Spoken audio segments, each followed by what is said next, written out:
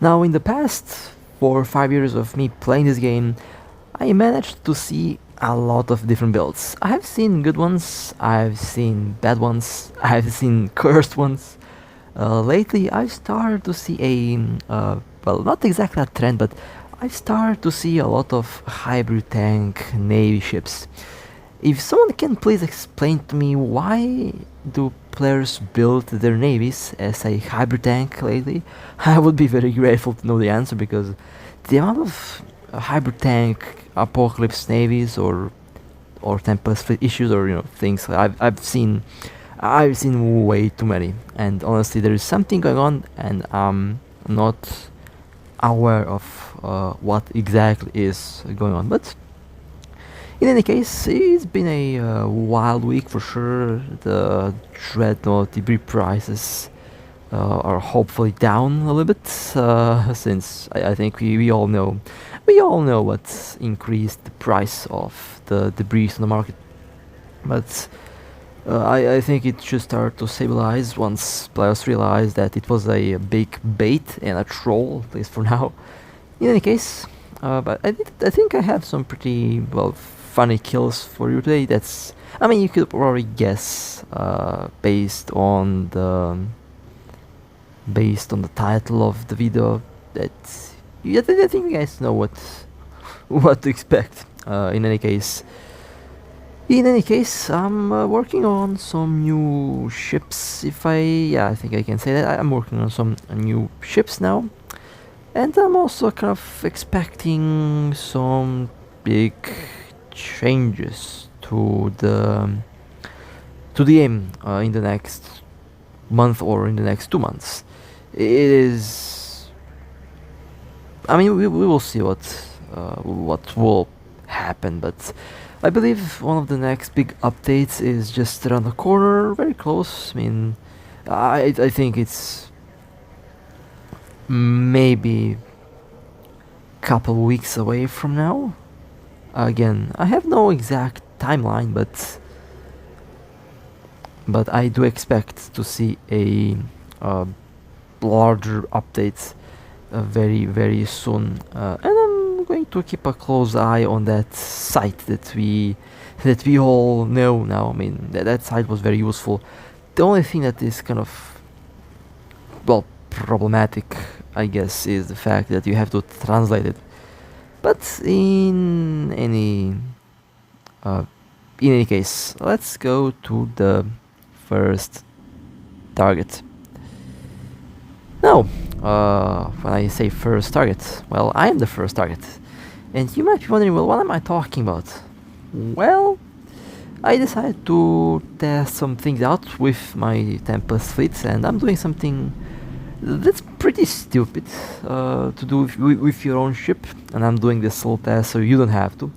But I'm about to take a massive alpha hit from a Dreadnought. To be more precise, a sniper Dreadnought. That's full glass for DPS and full glass for maximum alpha damage. Also has a sniper implant. It is a high level implant. I'm not going to disclose what level, but yeah, it is pretty high level. And well, my friend forgot to enter siege mode. So well, that happens. We will be waiting out for the next cycle to reach. This is something that I wanted to do for a while. It does kind of show how ridiculously, how stupidly tanky this is. Of course, the alpha damage coming from the Dreadnought is going to be maybe a bit more than the alpha damage that you would get from a super capital. I did have a chance to feel the alpha damage of a super capital on this ship. It lived, obviously, it's still here. But this Dreadnought is probably going to do a lot more alpha than a super capital. High level sniper implant and full on DPS, full glass. It does a lot of alpha damage. It is nasty, to say the least. And technically it should pop. It has a chance to pop this ship. And I was curious to figure out if this thing can take a hit like that. fairly sure it can, but I haven't tested it out outside of taking a super capital. But let's see what happens to the Tempest. I mean, if it well, that was a big hit. And this thing is ridiculous. It's like 95% resistance on shield, or like 95% is average on this thing, and it did like almost 80% damage. That's a huge hit on 95% resistance on the shield.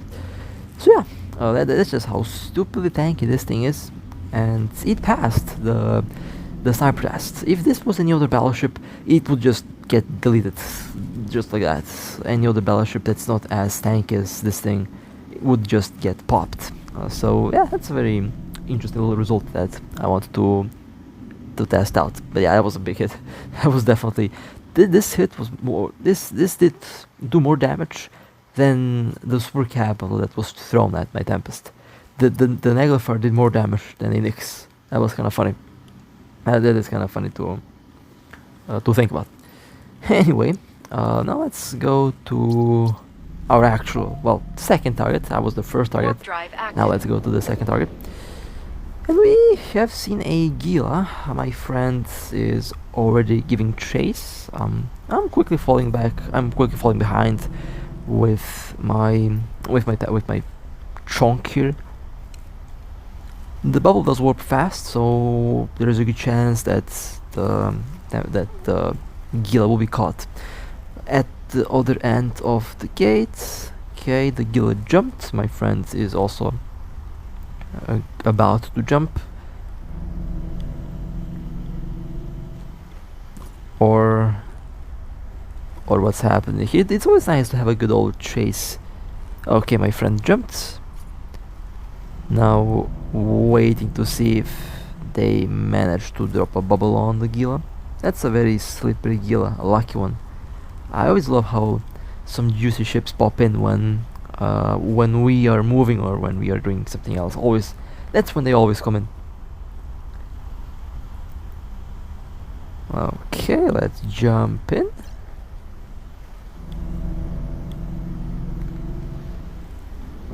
Alright, seems like the Gila has been bubbled. Lovely. And I'm just behind, not that far away.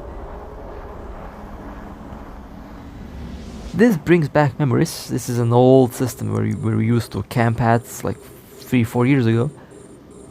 Let's lock the Gila, turning on the adapters just in case. And well, yeah, the Gila got slapped. There we go. Well, not bad. I guess a good catch, a good start. Would be a better start if the Tempest died at the start. That would be a bad start actually. 1.7 billion. Not a cheap one, but you know, actually fairly decent price on this thing. Fairly decent price on the Gila. Usually they became much cheaper, but that was a pleasant surprise to see that Gila over 1 billion. And now let me go back and orbit at 0, waiting the criminal timer.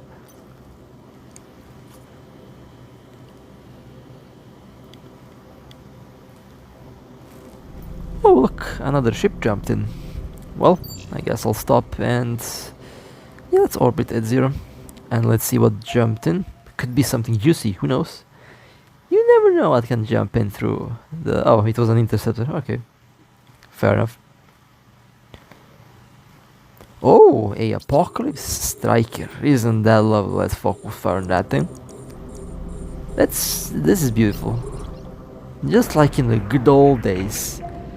You know, back in the good old days, I actually used a tornado over here. Actually, at this very gate, I used a tornado, and it felt special back then.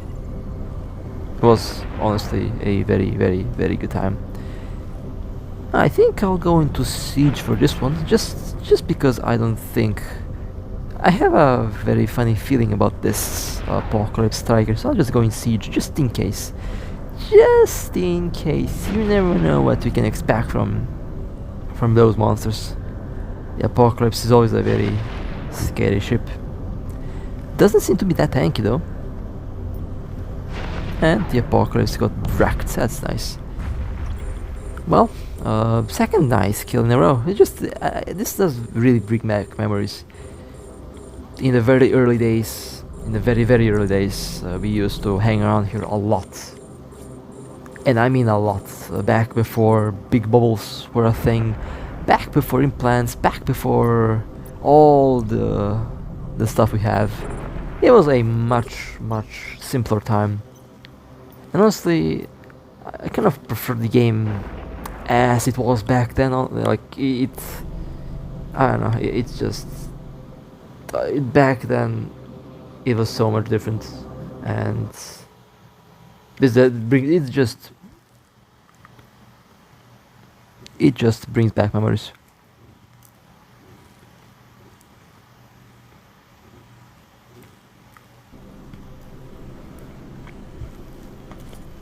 Now we have a Apocalypse Navy. Okay, that's interesting.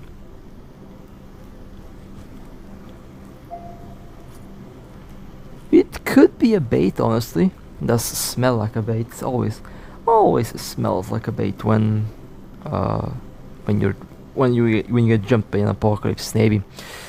Now I'm flying a weird ship for me. I mean, I see it's not a weird ship, but you don't usually see me in this thing.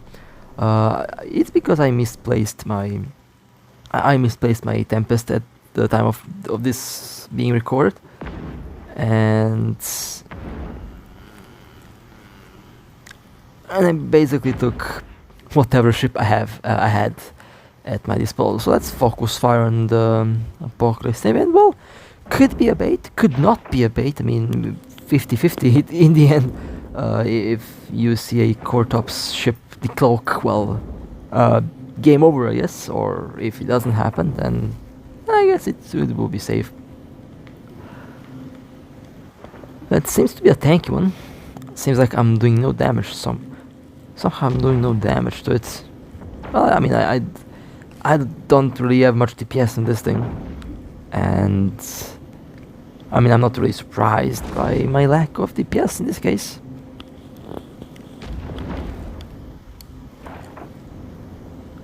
But I think I need to double check my Armageddon skills, because it's been a while since I checked these skills out. Oh my, yeah, of course I'm not doing any damage. I'm not even shooting at it. Why did it take me 5 years to... What? Oh my, yeah, this is... Oh no.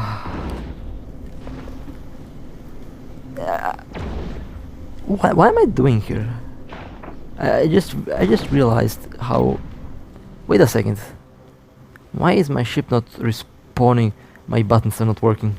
Oh no. Why can't I click on the module? I wish that you could see what I'm doing with my... There we go. Took a month. Jesus Christ. And now my drones are not working. Now there we go. If you could see what I was doing, well, I was spamming the button, and the game did not want to respond. But it does respond when I rotate the screen, but doesn't respond when I click on the buttons. This game, this game, I tell you, man, this game sometimes is trying to push my buttons. That's for sure. And I almost missed being on the kill mail on that navy. In any case, let's take a look at 30 billion Apocalypse. You know what? I'm gonna uninstall. I'm gonna uninstall. What? Who the hell fits? You know what?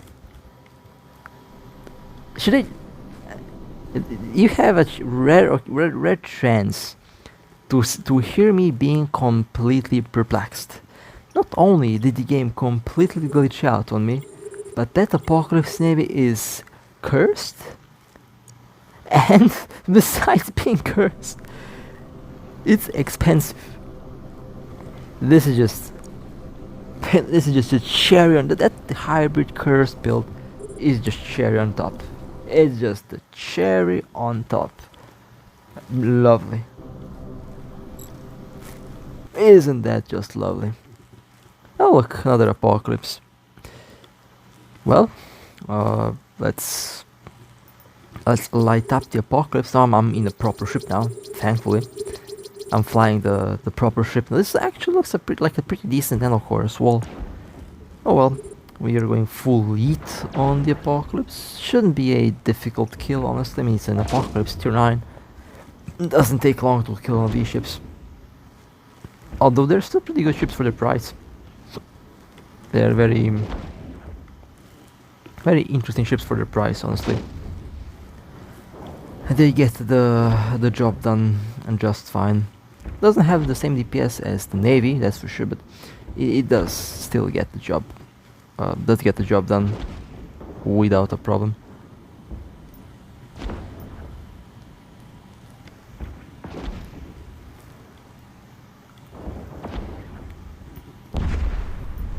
I still cannot believe how I wasted 2 whole damn minutes just looking at that Apocalypse Navy.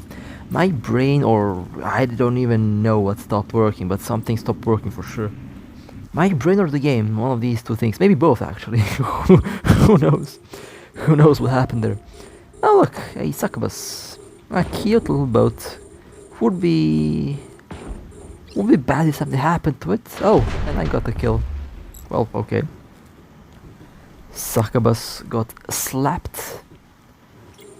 There is a uncomfortable amount of one-click escape cores out there nowadays. Was there recently an event that gave the Nano core for free or something? I honestly forgot. I don't really pay much attention to the events anymore. Neros 2. Isn't that lovely? This Neros 2 actually escaped the first time and they came back, which is a big mistake since we were prepared for the second arrival of the Neros.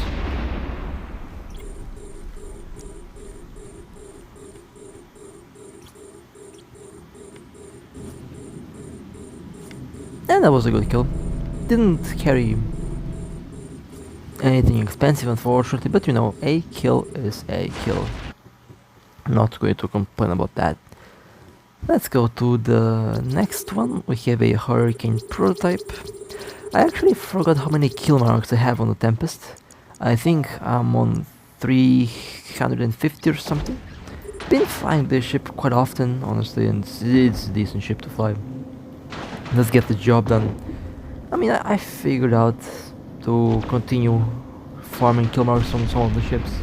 After I finished with the Revelation, I haven't been really farming any kill marks on any other ship. Been just, you know, floating around and blowing up stuff, but haven't really been farming kill marks the way I did with the Revelation. Maybe I will continue doing that with the Tempest fleet. Maybe I will just go with some other ship. I don't know. Next we have a Prophecy. Now this looks like a very expensive Prophecy. This looks like a Neon Ray Nano core, which you know is a pretty good core, and this Prophecy seems to be somewhat tanky. Again, Prophecies are scary. These ships can be very difficult to take down, and my most destroyed ship to date is a Prophecy. I mean, it's kind of to be expected. They are very good ships, solid ships. They have a good tank, they can have a good DPS, and in general are very robust and very good ships. So no wonder that they're very popular with players. I mean, for a good reason, it's a very good ship. But it is still funny that my most destroyed ship in the game is a Prophecy. And well, I did not get the kill on this Prophecy, but it does smell like a expensive one.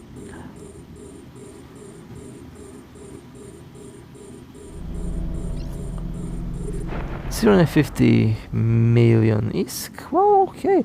A golden neon rain core. Look how many stabs. 12 stabs. That's a lot of stabs. Oh my god, that's a lot of stabs on that Prophecy. Next we have an Astro. Does look like an expensive Astro, that's for sure. And the Astro has been wrecked. Let's take a look at the kill and then we will figure out if it was an expensive one or not. 974 million, not bad. Well, okay, a cheaper one. It's a decent value. I mean, a kill is a kill in the end. I don't really mind. Next, we have another succubus. Isn't that lovely? Another succubus. It looks like it has the voyage core based on what I'm seeing here. It does look like a voyage core. I can bet it is a voyage core, but we'll find out very soon.